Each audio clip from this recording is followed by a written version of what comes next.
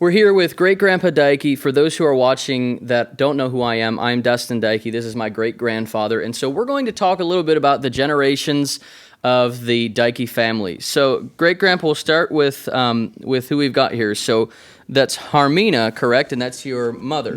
Harmina is my mother. Okay. And she had Florence as a sister. Kate Deike is a sister. Henry Casson is a brother. George Casson is a brother. Pete Casson is a brother. John Casson is a brother. And Harm Casson. Okay. And so that was your mother's family. Family. Okay. Awesome. And so that was all of her siblings. Yeah. Correct? Okay. So do you know about your father and your father's siblings off the top of your head? Yeah. My father's name was William Henry Deike.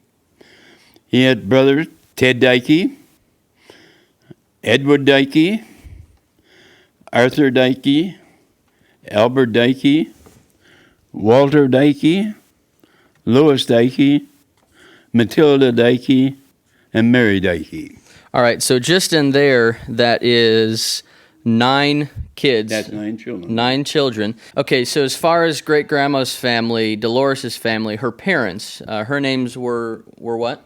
Fuyan. Their last names were Fuyan. Yes, right. Okay, do you know the names? Well, Frank was her father. Okay. And Marie was her mother. Okay. Then they had, she had a sister, Marie, that died from appendicitis. And had a brother, Edward, a brother, Jean, and brother, Dean, and a sister who was a nun, Marie. Okay.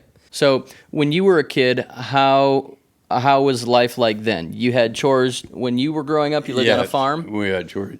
But we were poor as a church mouse. We had nothing. For instance, we played games. We played ball a lot. We used dried cow pads as bases. No money, you know. Yeah. Lucky I had a ball to play with. Our main toy was roll a tire across the yard. And but we didn't know anything else. Eh? Yeah. We had a dirt bowl. We looked up in the sky, and the sky was just black with dust from South Dakota, we call it. Grasshoppers to glory. And but little by little, we made it. So what kind of games did you play when you were younger? So you played baseball with... Just kitten ball. Okay. Yeah. Okay. Hide and seek.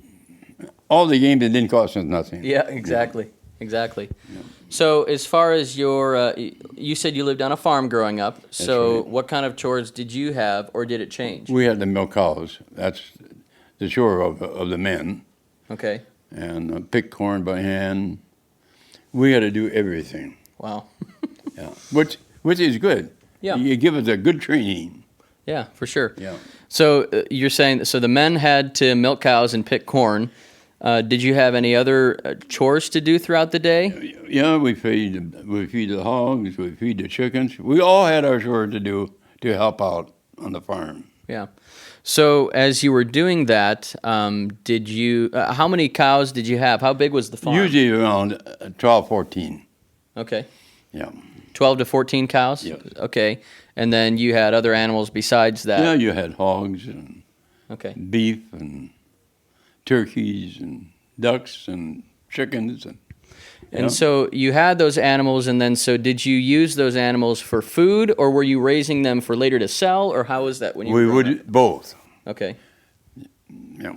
We always had food on the table, and that is because we raised our own produce. Yeah. Yeah. So when you were growing up, you went to a Lutheran church. Talk a little bit about that and your dad's influence in that for you. My dad made sure that we got to church. So I was brought up as a Lutheran. Really, I always knew a little bit about the Lord. I always looked up in the sky. There's got to be something out there, you know. Yeah. We all go through that. Yeah. Yeah. Yep. But it wasn't until we went to Oral Roberts Yeah. And I heard the message that you must be born again in order to get to heaven is when your eyes were open. We had to accept Christ as our Savior. Mm-hmm. Yep. Yep. And get baptized. Yep. Yep. So, growing up, you grew up as a Lutheran, and then time went on, and you went to school when you were growing up, correct? Yes. So, what did that look like for you from elementary on? That was country school all the years of my life. Okay. And then we went to high school when our dad didn't need us to work. Okay. Them days, you could stay home as many days you want to. All right. It wasn't until 1945 that you had to spend 160-something days in school to graduate. Okay. So we did a lot of work on the farm. Had to. Yeah. So school looked different back then for you. So you didn't have to go to school. So what did it look like as far as being tested for different things, going to the next grade level? What did it look like for that? Well, I never really liked school. Okay. Because a farm boy could get a job anywhere. Sure. And until 20 years later, we found out that isn't true. Sure. Yeah. Yeah. So as far as high school goes, did you graduate high school? Yes, I did. Okay. Yeah. And then from there, what education did you do from there? No, we didn't have no education. We went back to farming. Okay, so you went back to farming after you graduated Yeah. high school. So what use did a high school diploma have back then? What was that? What did you use a high school diploma for back then? Or was it just to have it? I think you're right. Yeah, just to have it? Have it. Okay. Yeah. So, like nowadays, it's much different. You have a high school diploma, and you No. need that for college, and you need so many Yes. different things. Yes. It's a must now. Yeah, exactly. And maybe a college degree, too, to some extent. Yeah, exactly. And then, so you got married as well when you were in your 20s, right? I was 26 years old. 26 years old, and you got married to my great-grandmother, Dolores. That's right. And so then when you asked Dolores to marry you, what was the process then? There was only one process with a Catholic. Okay. You got to take so many weeks of training, then sign the children over to the Catholics. Okay. And you have nothing to say. Yep. Wow. So you had to take classes and then sign a paper Yep. to marry her. Wow. So when you asked, did you have to ask her dad to marry her? No, I didn't. Because he wouldn't let me marry her, I don't think. He wouldn't have. Okay. So how old was she when you married her? She was 20 and a half. 20 and a half. And you were Yeah. 26. I was 26. Okay. Awesome. And so then you guys had kids after that. And so you additionally had 9 kids. That's right. You additionally had 9 kids. We started out with twins. Yeah, you started out with twins. And we were talking about that earlier. Me and my wife, Hannah, just had a son, Nehemiah. And so he was telling me how having twins was starting out. So how was it starting out for you when you had twins to start off with kids? It was a storming day. And my wife said, I think we got to go to the hospital. So we went to the hospital. They were born. They weighed 5 pounds, but then they lost weight. They had to stay in the hospital 1 month Wow. till they gained the weight to 5 pounds. Wow. Okay. So they had to, so they were born at 5 pounds, lost weight, so they didn't want them to leave No, yet. they can't leave until they're 5 pounds. Time went on, and you graduated high school, and you went back to farming. So you did that for 8 years. How did you meet Dolores? I met her at a dance, Okay. Where at? Walnut Grove. Okay. Yeah. So Walnut Grove, Minnesota, met her at a dance. That's right. And we went along, and of course I broke off a few times because she was a Catholic. Okay. But somehow we always got back together. Yeah. Now I can see why, but Yeah. praise the Lord. Yeah, exactly. Yeah. So from the time you met her to the time you married her, how long was that? Oh, I suppose 2 years. 2 years. Because you had to go through all the training with the Catholic school, correct? You had to go through the training and sign You some go to a papers. Catholic priest. Okay. Yes. Okay. And behold, I don't know if I should mention this though, but he had foul language. Oh, yeah? And that set me off. Hmm. Yeah. So you married Dolores, and then you had twins, and then on top of that, you had 7 other We had children. 5 girls, Mm-hmm. and then another boy. Mm-hmm. So let's talk a little bit more about when you accepted Christ. So for you, you grew up as a Lutheran and you knew a lot about Christ, and then you married a Catholic woman. Where were you going to church then, or didn't you go at all? I went to Lutheran church. You went to the Lutheran church. She went to Catholic church, and I went to Lutheran church when we got married. Okay, so you were at separate churches. Yeah. And then your friend invited you to an Oral Roberts crusade. Me and my wife, both. You and your wife. Yep. And was he married? Yeah, we were married then. No, was he married? Yeah, he was married. Your friend. In fact, he was an atheist. Really? His daughter got polio, and he heard about the healing going on in some of the tent meetings With Oral Roberts? in Iowa. No, in Iowa. Okay. So they went down there, and behold, he got saved. He went from daylight to light, dark to light. Yeah. He accepted the Lord, and that was it. Yeah. Amazing. That is amazing. Yeah. Yeah. And so he knew Christ, and then and him and his wife, and Yep. then invited you. Yep. So when you went to the Oral Roberts crusade, do you remember much about how many people were there? Was it a stadium? Oh, it full, was or? packed. Okay, so where was that? And the fairgrounds in St. Paul. Okay, Yeah, the tent, but packed. okay. And do you remember much about his message? Yeah, you must be born again. Mm-hmm. Yeah. That triggered it. Yeah. So for you, you accepted Christ, then you were born again, and you went back to, you lived in Marshall. No, we lived at Milroy. We went to Marshall Church. Okay. Yeah. What was the city name you lived again? Milroy. Milroy. Okay. And so from there, how did you hear about the Assembly of God Church that Well, was there? that comes as you grow with this thing. Mm-hmm. Where are you going to go to church and all? Yeah. And then we found out the Assembly of God Church in Marshall. And so you went there and you raised your kids at that church. That's right. How often were you at church? 4 to 5 times a week. Were you? A week. Yeah. 4 to 5 times a week. So I recall. Okay. We was on church on Sunday night, Okay. regular church, Wednesday night, special meetings in between. Mm-hmm. Yep. So I remember my grandpa Don saying that every time that the doors were open, We were there. you all would be there. All 9 kids, everybody. What did transportation look like to get all your kids to church? Well, we had a station wagon, so we all piled into that. Okay. So I understand that seatbelts weren't really important back then, so you just piled everybody into that vehicle and... I think we had, I don't know, seat belts. Probably was compulsory then. So in that time, you then had a farm yourself. So when did you acquire your own farm? Right when I got married. Dad Okay. kind of turned it over to me. Okay, so it was your dad's farm that you got. Yeah, Okay. yeah. My dad was ready to retire anyhow. Mm-hmm. And I farmed, I suppose, for 10 years. For 10 years. And then another job opportunity came up for you. So how did that all work? Okay, a friend of mine wanted to sell his real estate business, and he knew I was quitting farming. He said, "Why don't you get your license?" So I went in, I got my broker license and real estate license at the same time, which you can't do now. Went to him, of course things picked up, and he turned it back out a little bit, which was a blessing to me. Yeah. So I had to find another job, so I went on the road as a field rep Okay. for a barn equipment company. So I did that until 1972. So you became a salesman Yeah. for how long? 20 years or 30 or No, 62 to say.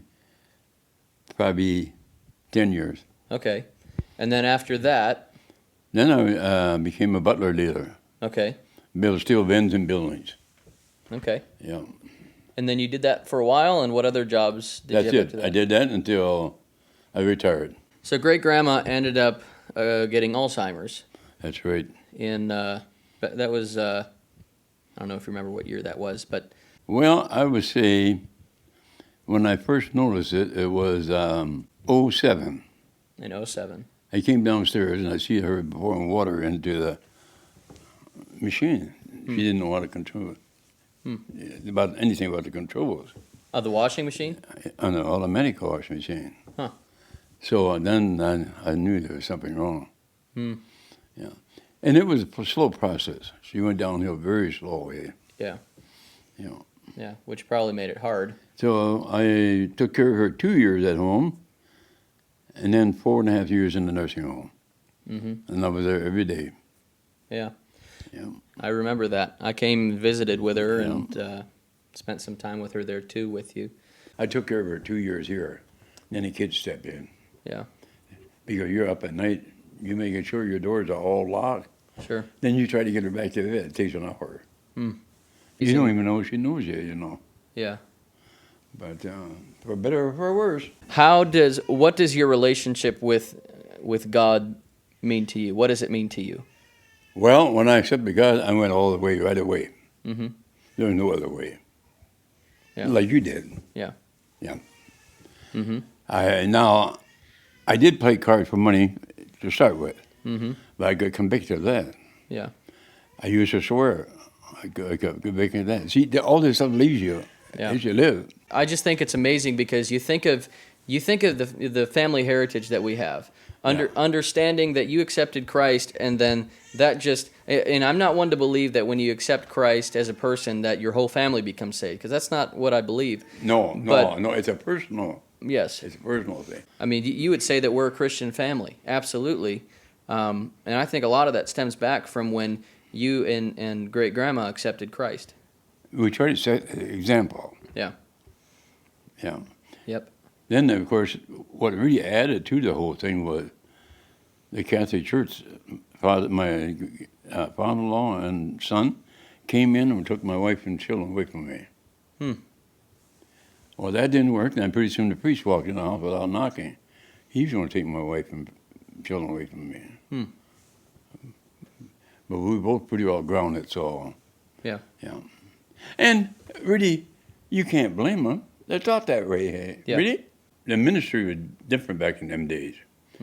We had prayer meetings where people get down on their knees and pray and cry before the Lord. Mm-hmm. That's why my children are saved. Great Grandma Dolores had a strong prayer life. In fact, she would pray for every single. Well, first of all, I know she would pray for you. Yes. But then she would pray for every kid and every grandkid as they came along, and every great grandkid.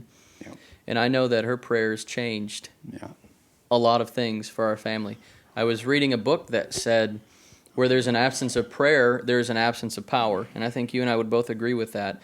Knowing that our power comes from God, our power comes from the power of the Holy Spirit to do what we do, even for witnessing and everything. And so I find that amazing that she was willing to commit to that. Yeah. What advice would you give to someone who's looking for a spouse, doesn't have a spouse yet? You better pray to the Lord for it. So how about an engaged couple that's about to get married? What marriage advice would you give them? What's one tip you'd give them to living Accept the Lord. Accept the Lord. And follow through with it. Mm-hmm. Yeah, because I think there's... It's easy to say. Oh, it sure is. But it Sure ain't the easiest way to do. Yeah, but I think it's pretty cool, though, after 95 years, your one thing that you're holding fast to is... That's right. Follow the Lord. That's the most important thing that you did, was accept Christ. By faith. What, for you, and I feel like I have an understanding of how you'd answer this, but I'm going to ask you anyway. So what is your greatest joy in life for you at this point, at 95? Well, to know the Lord as my Savior and see all the kids get saved. Yeah. Yeah. Yeah. That's our duty. How do you pray for your family today? What do your prayers look like for your family? Well, you start right away. Well, see, I wake up pretty early in the morning. That's when I start in. Mm-hmm. First of all, you thank the Lord. You thank God for what He is, and thank Him for what He did for you. You start out that way first. Yeah. And then all the other things is added onto you. Mm-hmm. You crossed my mind many times. Yeah. Thank God for Dustin. Thank God for Austin. If I see a little weakness, Lord, speak to him. Mm-hmm. I might not be the most powerful prayer. Eh? I'm a simple man. Eh? Yeah. I know who I believe. Yeah. And that's it. Yeah. So, I got a request for you. Okay. You pray for your simple-minded grandpa. That helps, eh? I'll do that. Yeah, I do. And then a lot of times when you watch TV and you watch some of these westerns and stuff, you pray that the Lord speak to their heart. Of course, most of them are dead, but Yeah. like the go rush, they swear so. Mm-hmm. The Lord sent somebody there for the word, you know. Yeah. That's our duty. Yeah. Yeah. Absolutely. Well, awesome. Yeah. I appreciate you chatting. Ain't that wonderful? It's again, a lot of these are memories for you and Yeah. things I've never known. So appreciate that. Yeah. Well, So, love you. Appreciate you. you too. Special to me. And they come all the way up here. you were bold. Oh, 14-hour drive, but it's a 2-hour Yeah. flight, so I'll do that instead. Yeah. Oh, that's wonderful. Awesome. All right. Well, thanks. Yeah. Hope I did my part right. So here we are with Great Grandpa Deike, and we're going to just see some of the generations. I want to start over. I didn't start it out like I wanted to. Okay. We're here with Great Grandpa Deike, and for those watching that don't know I'm bad at starting videos. I'm bad at this period. Are you? I usually take a few tries.